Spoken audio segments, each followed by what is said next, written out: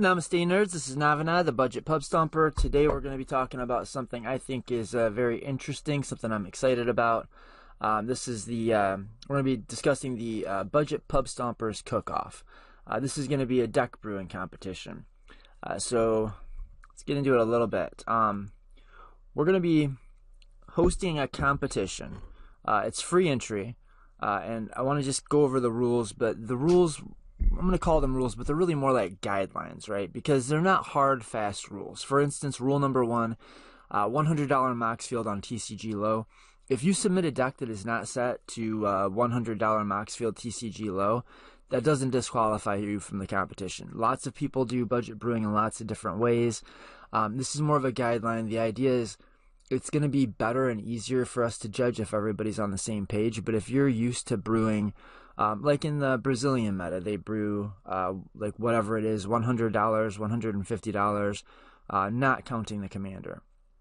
So if you do a brew that is $100 plus your commander, just make sure that you annotate that somewhere. Make sure that you put, let me know, let us know how you brewed the deck and what you were going for. The big reason that I'd put the $100 max field low is real simple. All of the the majority of the deck lists that are submitted on the in the deck list section of the Budget Pub Stompers Discord, the Stomping Ground Discord, are set to that $100 max field low total. And so the judges, and there's 3 judges, the judges are going to have an easier time recognizing that. Also, if you submit the deck list in some other like non-max field form, I'm not going to be able to read it. But if I can read it to the degree to which I can read it, I will try to judge it fair. So again, these are guidelines. It would be best if you did these things. Rule number 2, it's got to be your brew. I don't want to have you submit a deck list that you found on, I don't know, Budget Brews or some other place. The idea is to get in there and cook. And obviously I can't enforce that very often. I mean, unless I've actually ran into the exact deck list and can see that it's the same deck list. Even then, not the most enforceable thing. So this is a guideline. We're just going to ask you, please brew your own decks. There's no charge for this, and there's going to be a cash prize, kind of depending on how successful it is. Rule number 3, maximum of 2 submissions per human being. So as long as you're a human, you can only submit 2, but if you're not a human, you can submit any number. No, any person who's able to make submissions can only make 2 submissions. Again, there's probably ways that you could cheat the system here. Just don't. You could, I don't know, have a couple different accounts and whatever. Just, again, unenforceable rules are more like guidelines the way I see it. So this is a guideline. This is our Rule 0 talk. 2 submissions for each human. Just keeps things more fair. Puts everybody on an even playing ground. Which really is the ultimate mission statement. The ultimate idea behind everything we do is trying to keep everyone on an even playing field. Number 4, rule number 4. Build for power. Now, you're not just going to be graded or judged on how powerful your deck is. We'll get into that. But the whole idea, what we're trying to do at the Stomping Grounds, is we're trying to build powerful decks that can compete with the most powerful things that you can possibly be doing at $100. So build with that in mind. Your deck is going to be viewed through that lens. So try to build a deck that you'd feel comfortable taking to a tournament, even a high stakes tournament, or recommending to somebody else. Where were we at? Rule number 5. So submit your deck lists. If you go into the Stomping Grounds, that's the name of the Discord. If you go into the Stomping Grounds, you can go into deck lists. You can see a bunch of decks that everybody's brewed, a bunch of different brewers, a bunch of different lists. Don't submit there. You can go there, take a look at what everybody else has kind of been doing lately. Get inspiration there. Go watch my old videos. I've got tons and tons of videos if you've not seen them. I've got, primers on Selvala and, primers on probably, 30, I'm not sure, 20 commanders minimum. Take a look at those videos. You'll surely get some inspiration. go look at the deck list, but don't submit there. The way you're going to submit your deck list is you're going to submit them to me via private Discord. And you can just go to the Stomping Grounds, or, well, you just get a hold of me on Discord and PM or DM me, and it's Navinad. Go to the Stomping Grounds and look for Navinad, or I don't know, I don't remember my numbers, but it's like Navinad. I don't know. Go to the Stomping Grounds. I want you to go to the Stomping Grounds anyway. Please do that. That's not one of the rules of the competition, but the thing is, it's kind of like waxing and waning in traffic, and sometimes it's just going off the charts, and there's tons of people on there, and then sometimes it dies down a little bit. Well, every time it does, I get a little bit nervous, you know. So if you could get in there and just communicate and ask questions and get answers and answer people's questions and help people and get help from people. People are just like chomping at the bit to help do brews on there. By the way, I'm not going to call that a violation of the guidelines. If you have somebody else that's helping you do a brew, and then that person's fine with you submitting that brew as your brew, I'm cool with that too. But I want you to send them to me private, because I don't want people to see everybody else's brews, okay? I don't know if I said it, but it started right now. The contest started now. So you can start making submissions at this moment. That's you're going to have at least 1 week. Well, we're going to cut it off at a week. Let's just say 1 week, 7 days. If we get any kind of response, we're going to cut it off in 7 days. Allow us a couple of weeks for prizing. So it starts today and it runs for a week. You're going to be judged on, we've got multiple judges, and each judge is going to judge you on a scale of 1 to 10. There's one judge that's just looking at spice. They're going to look at how unique and interesting the deck is, how cool it is. You know, is this deck, is this a commander we've never seen before? Is this a win line that I've never seen before? Is this an interesting combo? Is it an intricate line where you've got 23 steps and they end up in a victory, but it's all very efficient and clean? You know, how cool is it? Is it a cool deck? Is it actually able to go to a combat or a combo meta, but you can show a way that the thing can win with just kind of fair combat damage? Maybe there's some card that makes all your dudes huge, and at the same time it kills everybody else's I don't know. You know, if I knew, I'd build that deck.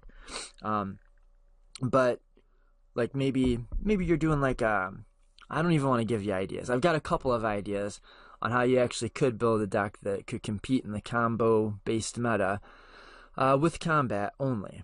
And it's on hard. You're playing on hard mode, but can you do it? Because if you can do that, I think that's gonna go pretty high in terms of spice.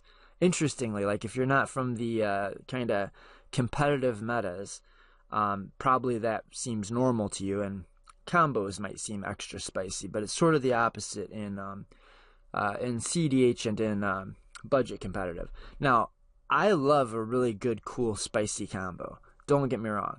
I just know who's doing the judging, and the guy who's doing the judging, I would say his competitive his goal in competitive has always been to find the deck that can actually make everybody dead with fair beats, and it's not that easy. It's not easy to do. But big bonus points if you can figure out, if you can crack that code. Big bonus points. That's like the I can never remember the name. The chalice that Jesus drank from. What is that called? Somebody in the comments, let me know what that is. That's the Holy Grail. Yes, that is the Holy Grail of competitive brewing.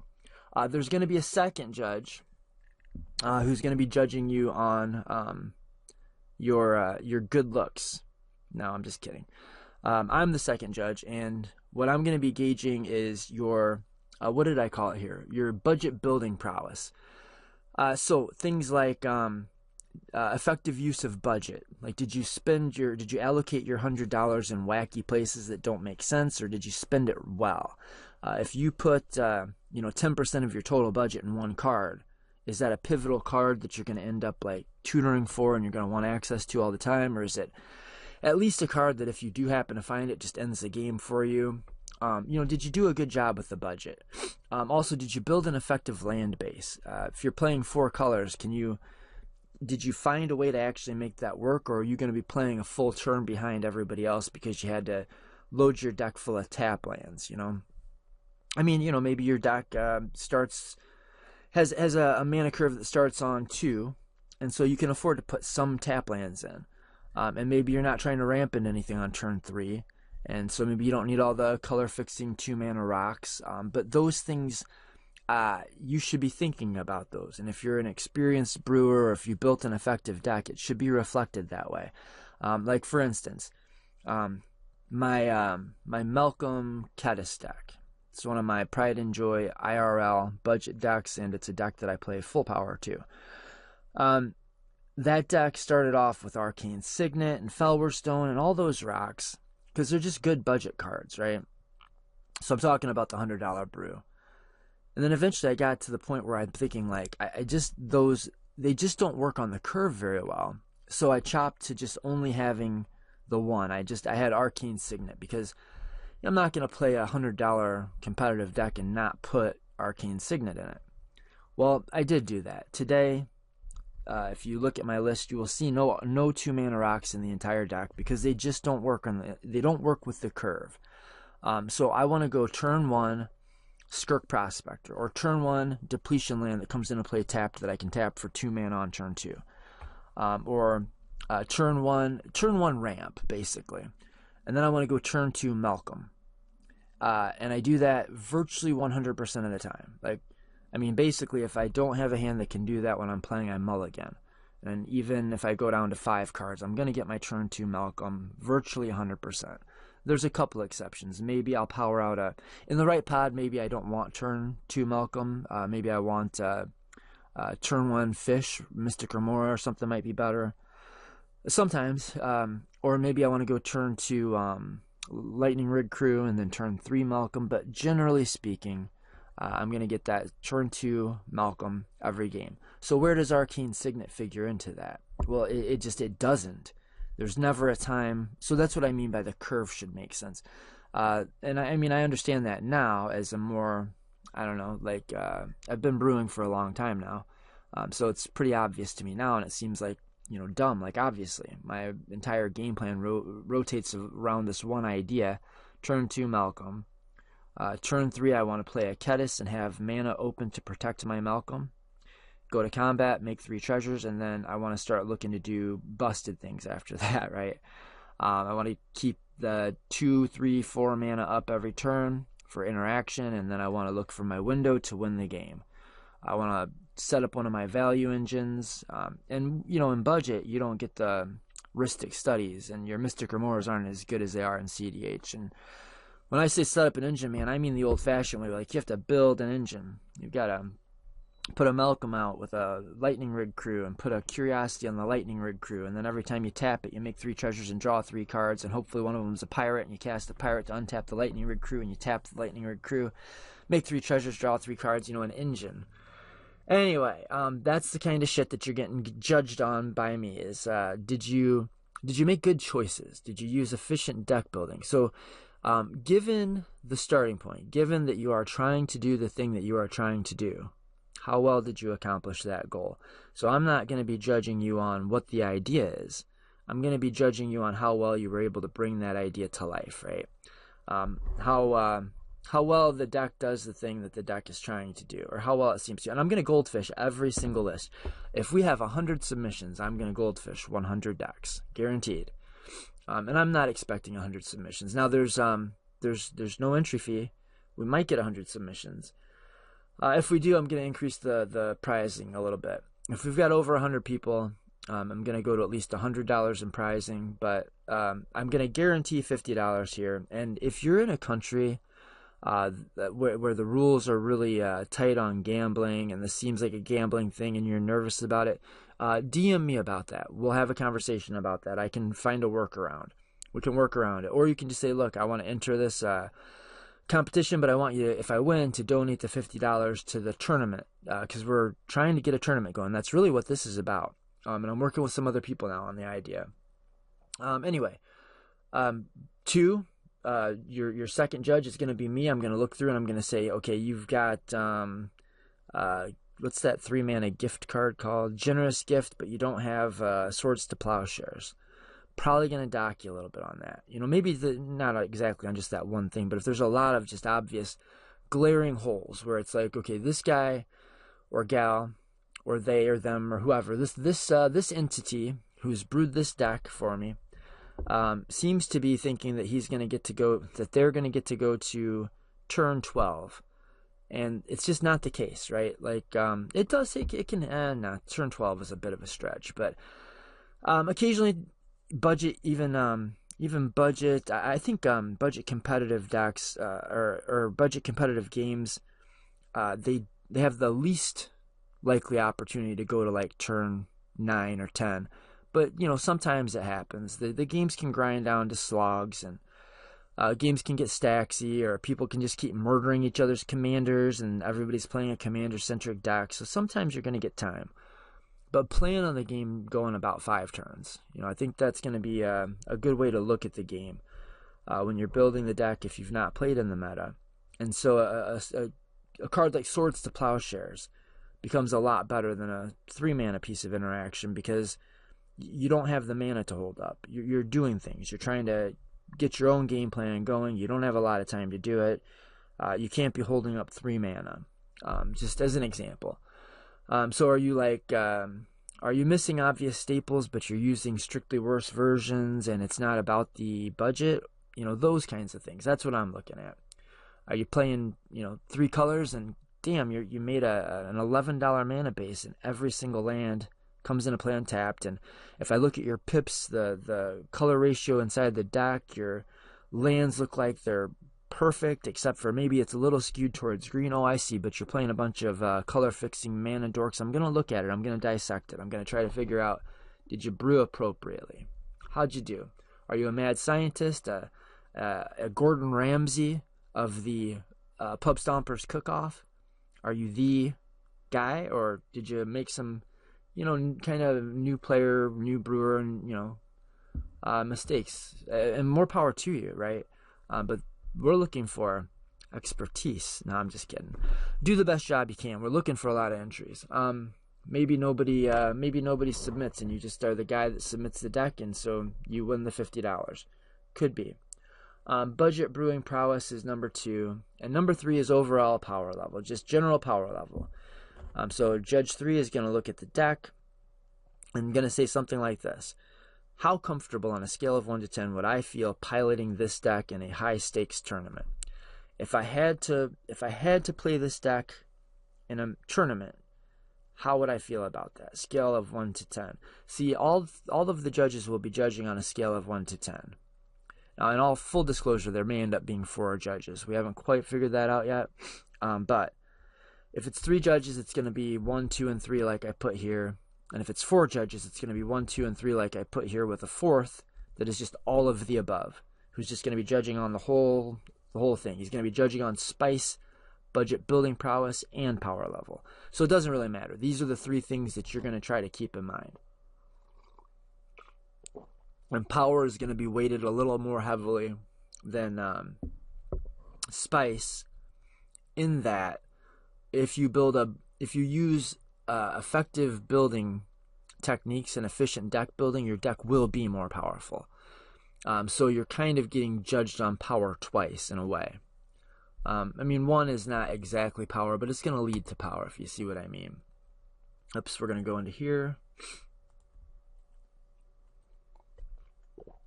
Sorry, sipping on some chai tea. Yeah, there. And also, big bonus points. You know what? Fuck it. Big bonus points for a written primer. Now, again, this is not a hard, fast rule. But if I can't, just like I said about Moxfield would be preferred, and will have a lot better context if you do $100 total on Moxfield. I'm going to be able to look at that, and I'm really going to have an idea of what that should mean. What should it look like? But I'm not saying that you have to necessarily do that. Just write in the description, $100 plus commander, or $100 mana box low, and then put it on mana box, and then I'll do the best I can. I really will. I like think in Moxfield, though. Just full disclosure, I can't speak for the other judges. I can speak for me. I basically can't read books except to pretend when I look at them that they're in Moxfield. I see them all like squared up in a specific way of looking at Moxfield. I'm Moxfield pilled. There's nothing I can do about it, but I will try. So again, just like with the Moxfield thing, having a written primer is going to help us to understand what you're trying to do. Now, if you think it's straightforward and obvious and you think that we're probably smart enough, well, that means that you likely have not met us. But if you feel confident, you can submit the deck without a primer. Just, I would ask you to write something. Give us a description, give us a little primer, something to work with. And if you're doing something off the beaten path, don't just assume that we're going to be able to figure it out. Explain it to us, especially if you're doing like a sick fucking like crazy instep sculpt Gitrog monster style, or a la Curiosity with Glinthorn, or some kind of weird stuff, like the cool stuff that we want to see. If you're doing the real cool stuff, the real sick shit, write it out. Give us the steps. You know, if you're doing like a Hoarding Broodlord line, but it's not the normal Hoarding Broodlord line, we're going to animate the Hoarding Broodlord, and that's going to find a saw in half, and we're going to tap our commander and the dragon and a land to saw in half our dragon. We're going to make 2 dragons. One's going to find Burn Offering. The other one's going to find, that MDFC Pinnacle Monk.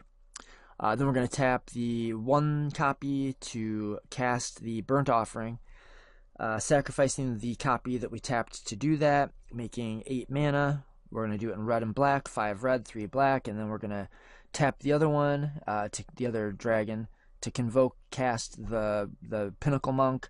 We're going to use 3 of our floating mana and the 1 convoke to cast the Pinnacle Monk. That's going to get the saw in half back. Then we're going to cast the saw in half on the Pinnacle Monk.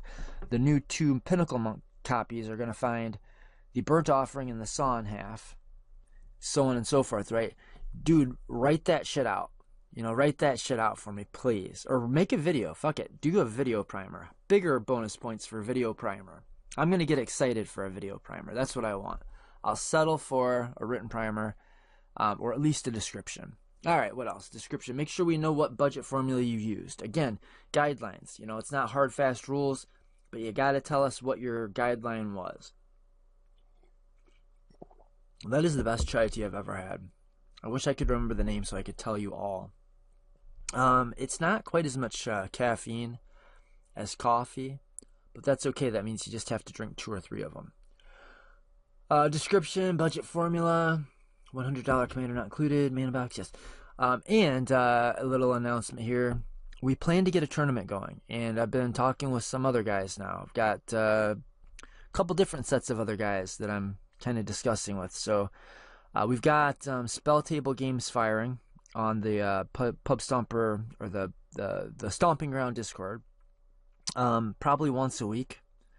We're getting games firing, maybe more than that. Maybe I just don't know about all the games. I saw some discussion on the Spell Table part of the Discord today that made me think that people have been sneaking off without me and playing CDH. But as far as like budget competitive, I think that's been firing about once a week for the last few weeks, but it seems to be on the uptick. So yeah, we want to turn that into a tournament. And I'm willing to spend money on this. I'm willing to prize it out. And this little $50 prize, it's not probably what I'm talking about. We'll probably go a little bit bigger than that. I'm going to ask for donations too. I'm going to see if we can get together like a proper prize pool. So this should be a stepping stone for that.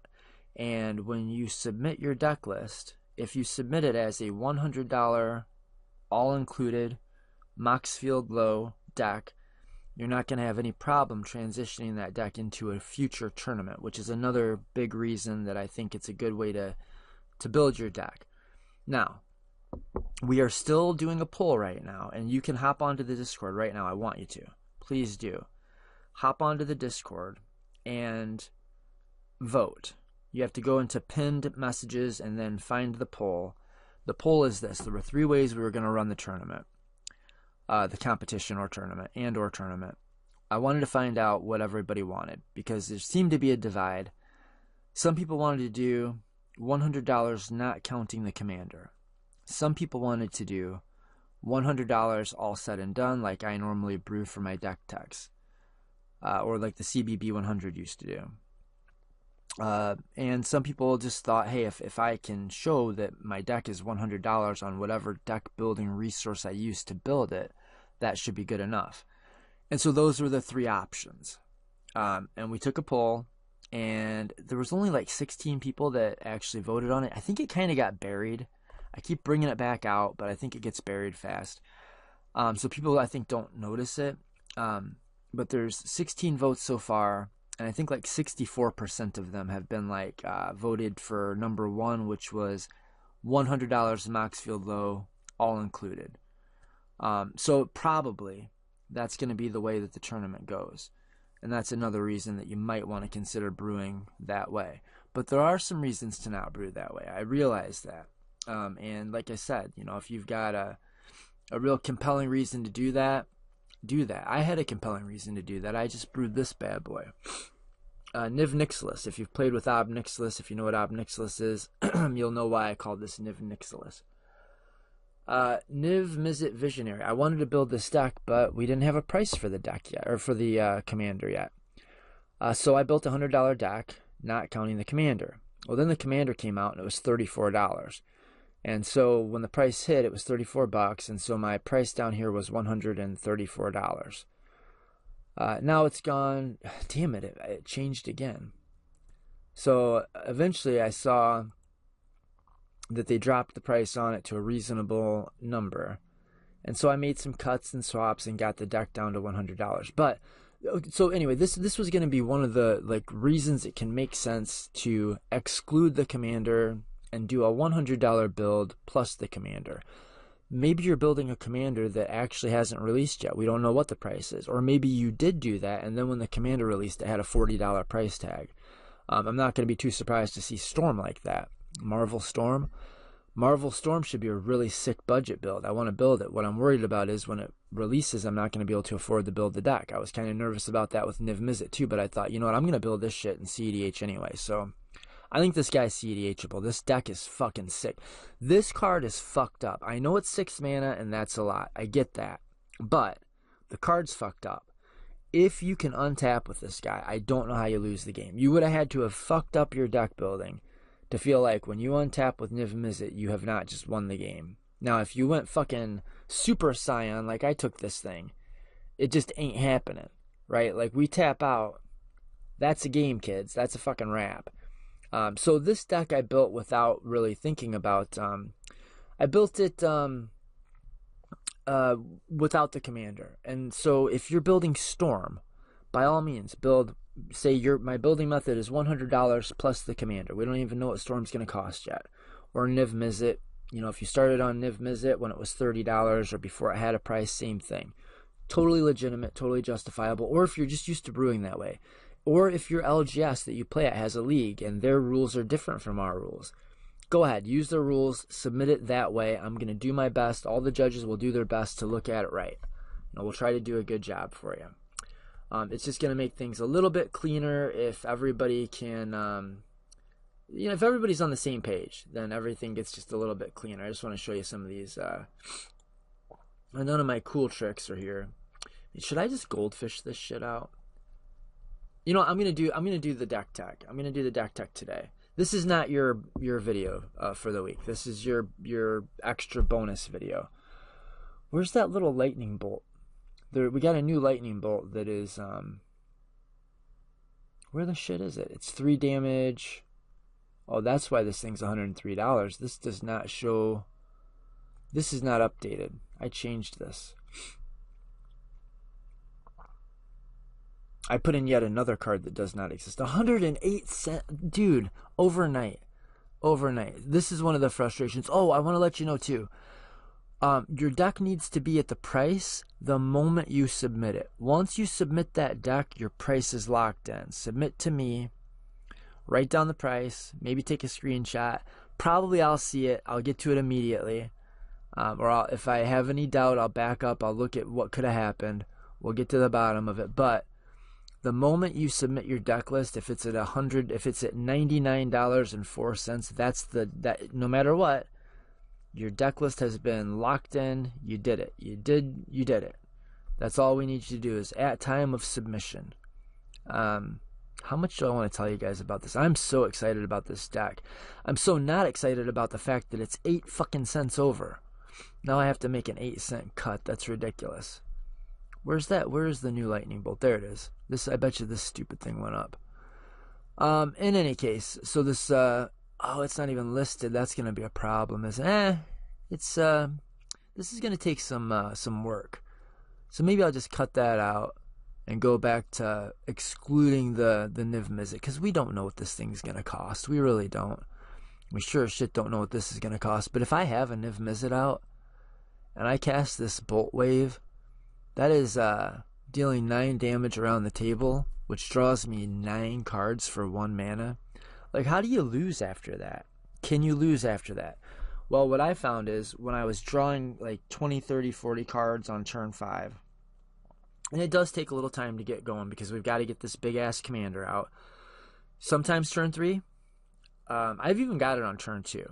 Usually that's going to be like Soul Ring into whatever with Ritual. But I've got a lot of Rituals. Oftentimes it is turn 4, commander. Followed by turn 5, snap the fuck off and murder the table. But the problem I was running into is as I was in the midst of murdering the table, I was murdering myself. And that's not fun, because every time you deal a damage, you draw a card. So I got to this situation where I was doing some kind of crazy shit. I had a Simic, what is that called? Not Simic, Seismic Assault, where I could discard all of my lands for 0 mana to deal 2 damage to any target. So I'd have like 20 cards in hand and 7 would be lands, and I'd discard 7 to deal 14 damage and draw 14 cards. Surely I'm going to run into more lands, and then I discard those lands, and then I draw that many more cards. It was nasty. I'm not sure that it's not the right way to run it. It's just that it's red, and that can be a problem. But I've been working on ways to solve the red problem with Ashling Flame Dancer, Burgi. That's a big chunk of the damn... It's $11.73. Damn it.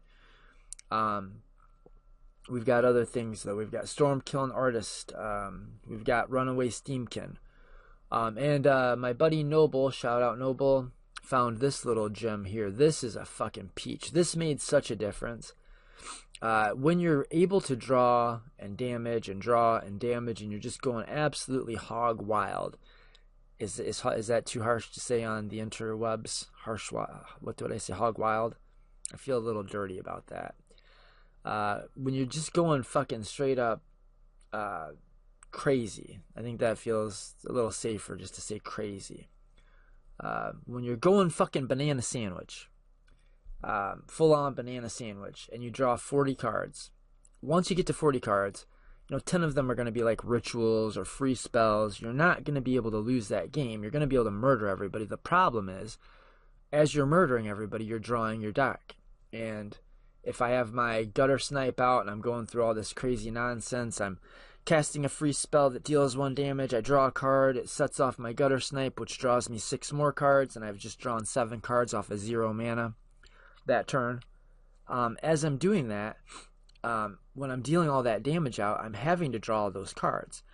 And so I have to somehow find a way to deal that 40 damage to each player without drawing my 100 card deck. Doesn't end up being trivial. I found some workarounds. There's some ways around it. I've got some, it's not a problem anymore. It is not a fucking problem anymore. Got it figured out. Not an issue. Now when we get to that turn 5, storm the fuck off. Sorry about the harshness. Go absolute banana sandwich. I've got ways to deal. I can deal. How are we doing on time? I meant for this to be so, so the last time I recorded this, my microphone sucked. It just sounded like shit. I didn't know why, but it was only a 10-minute video. And so I added a bunch of shit to the end of it. I guess we're not doing that here. This is way longer than I wanted my announcement to be. This is not your video today. I'm going to make another video for you. You're going to get a real budget pub stomper this week, if not today, Saturday.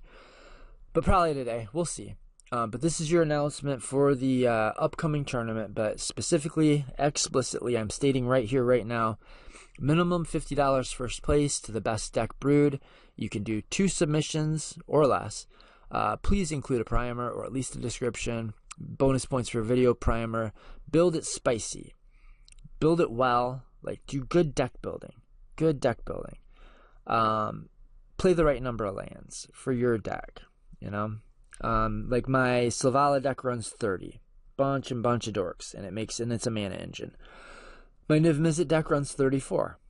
You know, it's not a mana engine, it's a card draw engine, but it's chock full of rituals. There isn't a cookie cutter way to do this. You know what you're gonna have to do? You're gonna have to fucking get in the kitchen. You're gonna have to get out the spices, maybe a measuring thing. I don't know. I don't cook. I cook, but I don't cook. You know, I brew. So I don't know. Whatever your method is, use your method. You're gonna need to come up with a deck that actually works, because I'm testing this shit. And especially, bet your ass when we cut down to the best 4 decks, the top 4 decks, bet your fucking ass we're playing them. We're going to put those on Moxfield OB, and we're going to run those fucking things right headlong into each other. Anyway, $50 minimum prize. If we get 100 deck lists submitted, I'm going to do first, second, and third. First prize guaranteed, $50. Probably a good idea to make it work for the upcoming tournament, but not necessarily, you know. Get on the Discord. Maybe you can vote and change the rules of the tournament. The upcoming tournament the poll isn't closed yet. Get on there. Get on there, bitches. Spice, deck efficiency, and overall prowess. No, overall power. I think that's going to do it, guys. Word to your mothers and your fathers and your daughters. Word. Yeah, this was the original. Okay. All right. I'm getting a little goofy here. Word to your mothers. Peace be with you. May the force be with you, and also with you. To all the girls I loved before, may your... I'm not going to say that. That's crazy. That's a demented thing to say. May all your outs be live, and all your women be liver. East side until the day that I die. And from the bottom of my cold, dead, nerdy heart, I want to say namaste, bitches. I did it again. That's real hard. Namaste, homies. I'm going to kind of maybe cut it down the middle. Namaste, nerds.